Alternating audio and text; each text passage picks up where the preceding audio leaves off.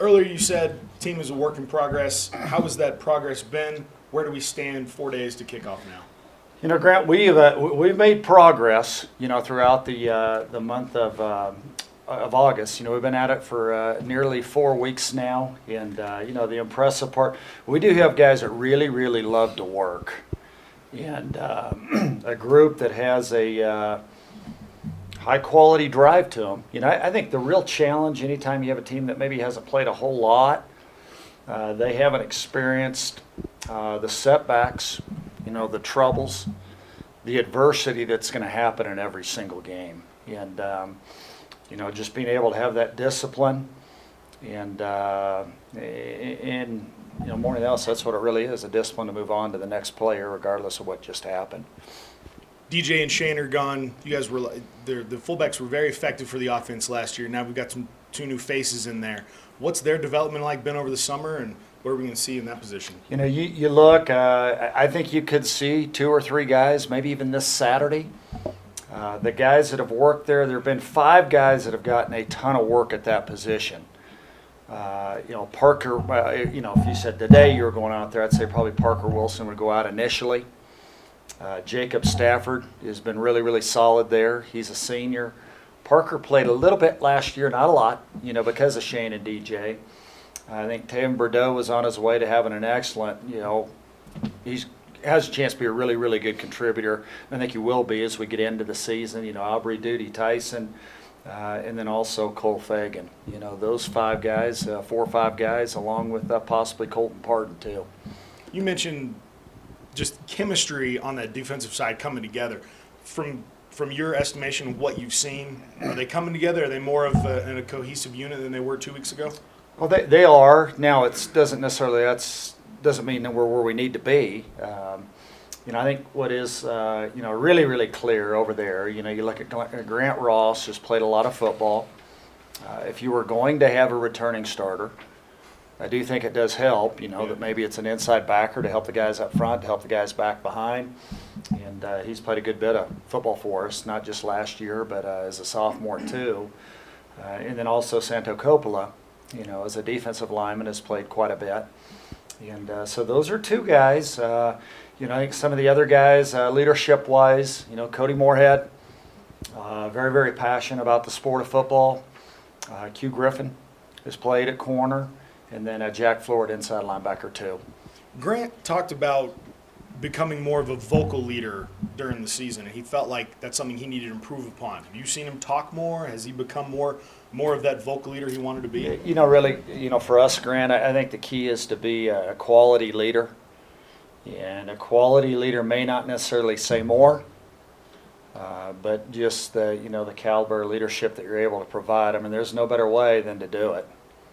But if somebody needs a little help, little encouragement, or to get them on task or on track, to do so because you're doing it from your heart to help your team, to help another person.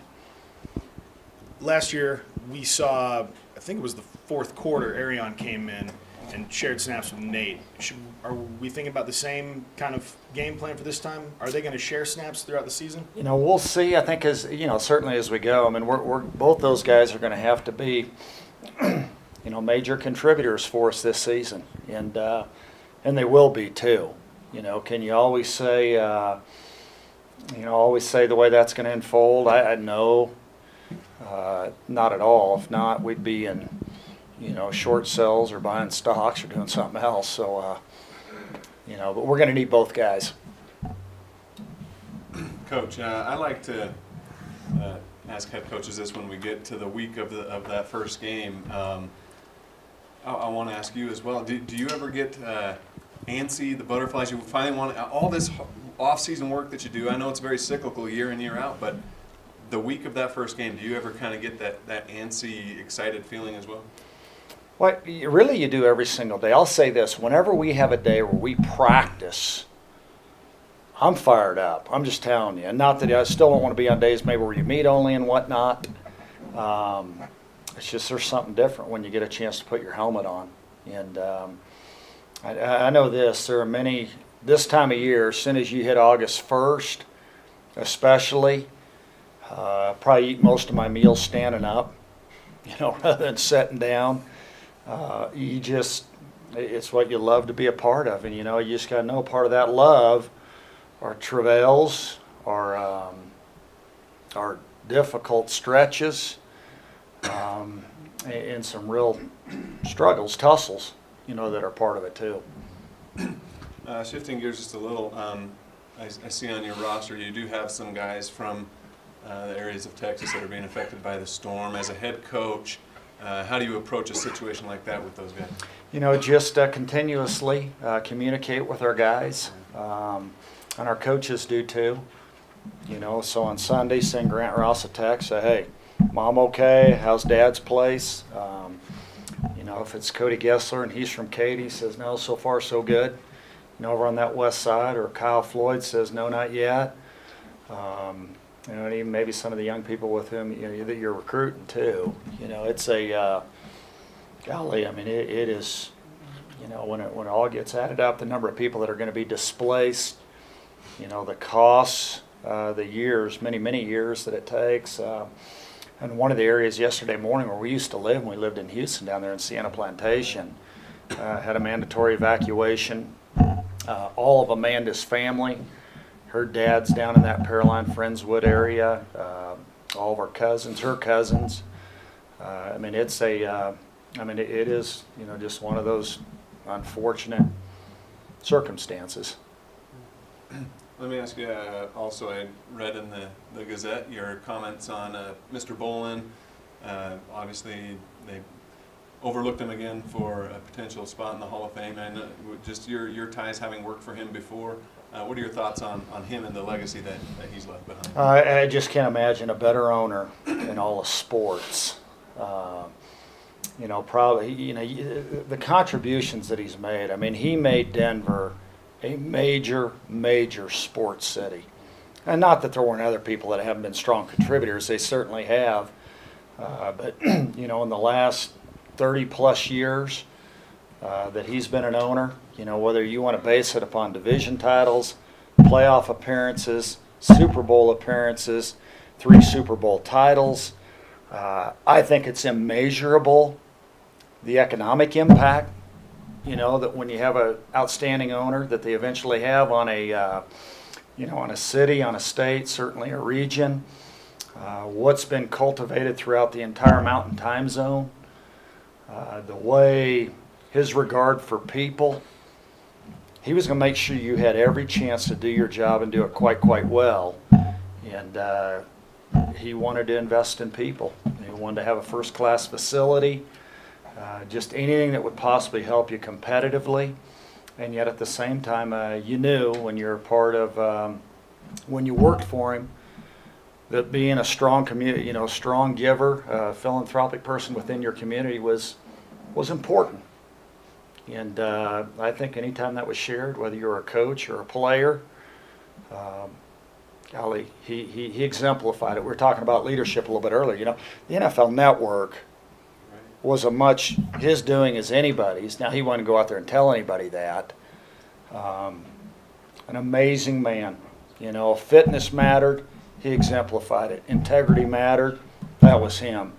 People, being honest and forthright and a straightforward communicator rather than spun up or try to wow somebody. He's pure heart and pure substance, and as real as they come. And it would only bring more validity and more credibility to the Hall of Fame to have him be a part of it. VMI's coach, Scott Wackenheim, is that how you say it? Mm-hmm. Did your times overlap at all when he came back as a coach? It did not. Okay. Do you know him personally at all? I do. He was, God, what would he have been? We were about 5 years apart, so never once really. They've done a very good job there. I'll say this, you look at VMI, I think they're a playoff caliber team with what they have.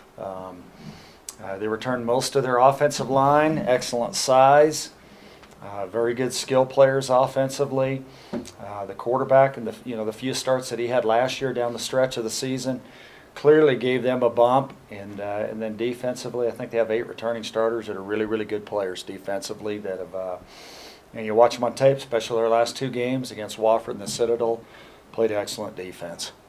Do you see any influence in their offense to Ken Hatfield? I know he spent a lot of time with them at Rice as well as here. No, not scheme-wise, no, sir. What do they run primarily? Yeah, they do a very good job of being able to line up in some 2-backs, primarily out of the gun, yet also predominantly a 1-back offense. And I think they're excellent at delivering the ball all over the field, whether they're screens in their short game, whether they're throwing flares to backs or checkdowns, and yet at the same time have a way to really come up with a bunch of one-on-ones, especially with the outside receivers. And then, as I mentioned a little bit earlier, I am very impressed with their offensive line. Is it tough to replicate some of those things over spring and fall with your offense? Some of the receiver screens, things like that you guys don't generally run? I think, perhaps a little bit. It's probably no different. That's always one of your challenges. Trying to maybe replicate size or certain running schemes or protection schemes or, can be, yeah. And from a personnel standpoint, what's your plan with the punting game? And I assume Luke Strabel's handling the place kicking, but then kickoffs as well. Yeah, he is. If we were to go out there today, he would. Yes, sir. He'd be the place kicker, and then also would probably do, I think, most of the kickoff work too. With the punters, we'll go through today and go through tomorrow, to see where we are. And there are 3 that have really, really been in the mix, and Luke would not be one of those 3. We'd rather not do that. I don't know if that's part of your question or not.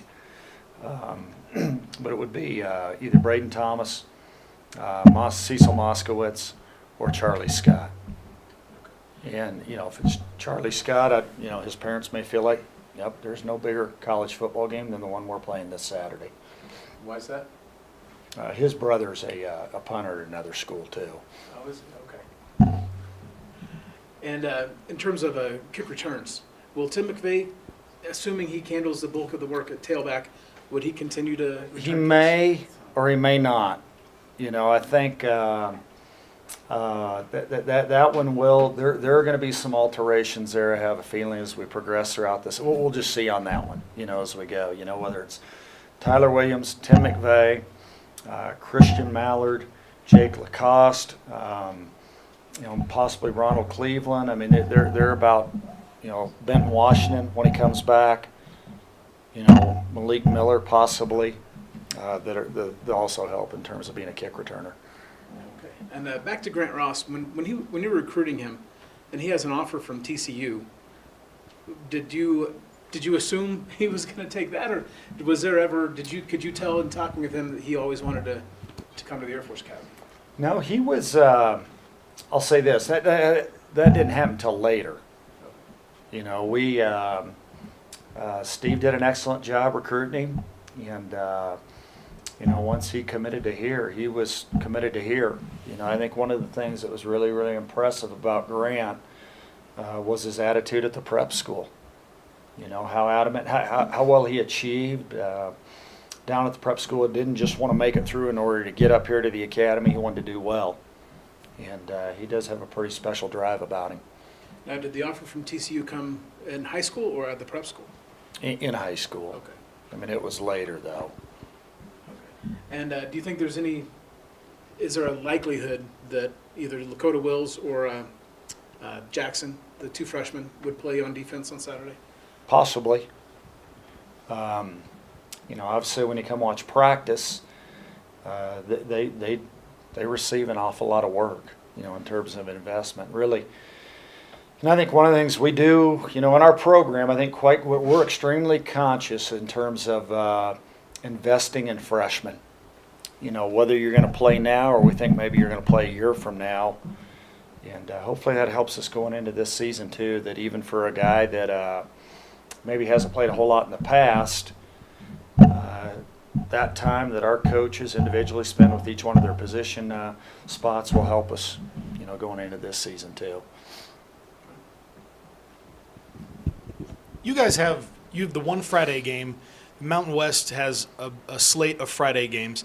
Just wondering what you feel about games, college football getting played on Thursdays and Mondays and Sundays and not being on a Saturday. Yeah, Grant, I really, and this isn't, you've probably heard this you've heard this previously, whether it's maybe other people expressed it. And I believe wholeheartedly Fridays, what a great time for high schools, and Saturdays, what a terrific time for the college game, and then Sundays, for the NFL, and Thursdays once in a while to be a little bit of a catch-all, for either, any of the three. So I just think there's something to playing on Saturdays. The other part too is I'm a huge believer in, in the student part of it. And I think anytime you play games that are in the middle of a week, you do take away from class, which makes it even more astounding when you look at some of these other sports. Now, I don't know how basketball does. I really don't, or baseball, for the amount of classes that are missed. Did you guys try to go to any of the baseball games? We did. Was the Father's that had been the cap on the season, right? That was a good one. Yeah, that was a good one. Yeah, I just hope we can